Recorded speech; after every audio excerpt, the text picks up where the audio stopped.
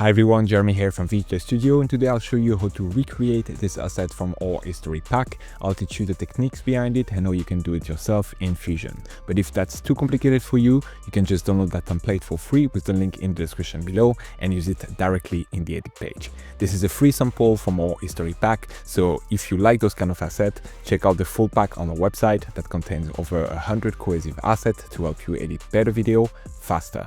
With that being said, let's jump right into it.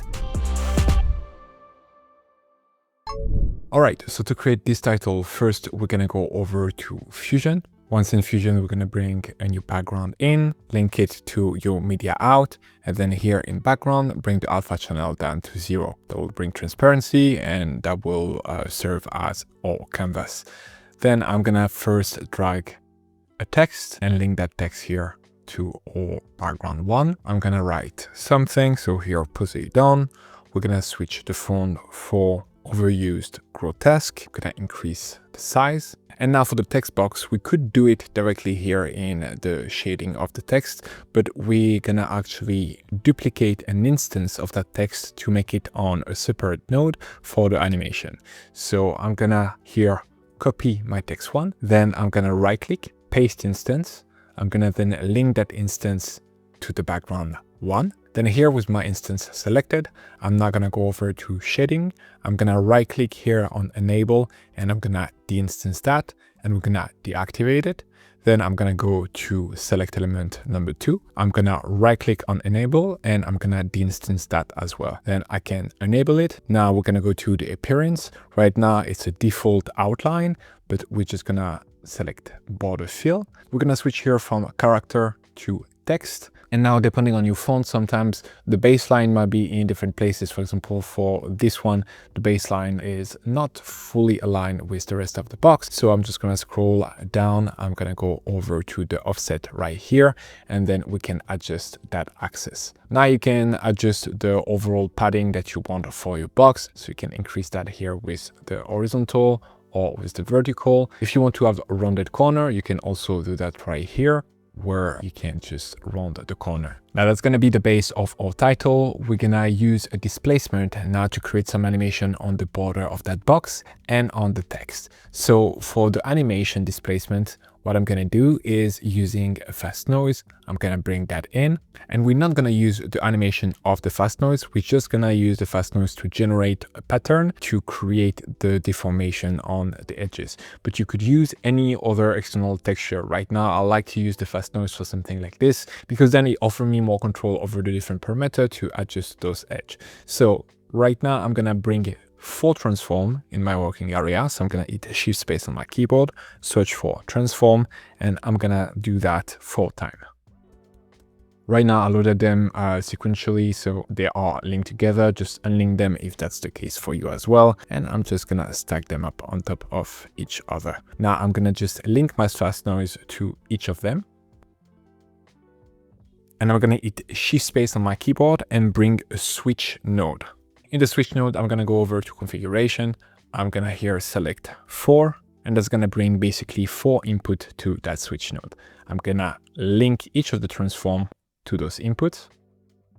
And now we're pretty much ready. The methodology behind this is that basically here we have the fast noise that is generating a pattern. What we're going to do is we're going to transform the position of that pattern in 4 different positions, and we're going to use the switch to alternate between each of those patterns, and it's going to give us an animated pattern that we can then use to displace our box. So right now I'm going to adjust each of the transforms. So I'm going to go to transform 2 and I'm going to flip it horizontally. Then I'm going to go to transform 3, flip it horizontally and vertically, and then transform 4 and flip it vertically. Now, if we move over to the switch node, what you can see is that here, if we switch between each of those input, as you can see, we have that pattern that is changing. Now, we're not going to click on those internally to make it happen. We're going to use an expression. So I'm going to right click here on source.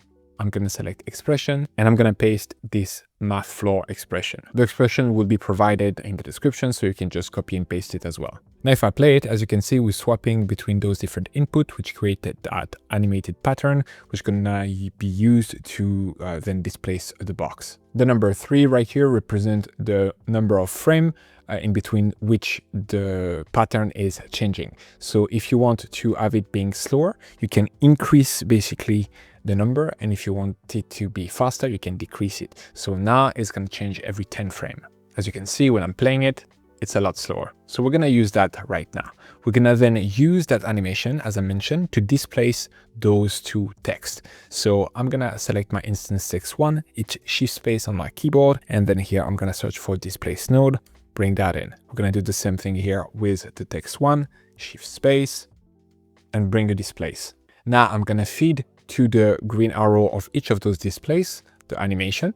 And if I go back to my media out so we can see everything, nothing is happening. It's because right now we haven't done anything yet to those displays. So first thing, I want here to switch from radial to X and Y.